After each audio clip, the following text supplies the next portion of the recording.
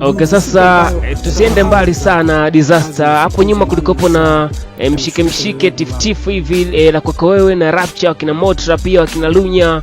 Pengine umepata nafasi ya kuweza kukaa na Rapture, pengine na mkaweza kuyamaliza kiroho safi.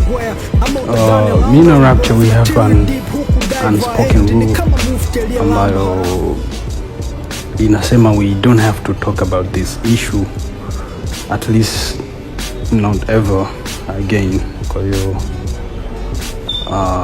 kilikuwa ni kipindi cha mpito, tumepita and we are moving on. Kila mtu ana deal na projects zake, ile kurasa tushaifunga.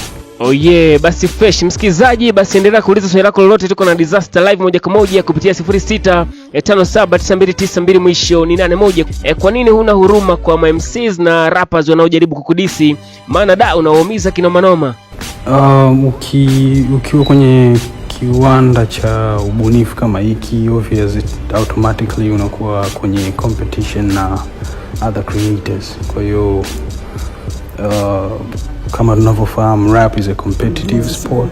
Kwa hiyo we try to play as good as we can kuhakikisha unakuwa kwenye nafasi ya ushindi. Kwa hiyo unaweka hisia pembeni, huruma na nini, you try to be as good as you can possibly be.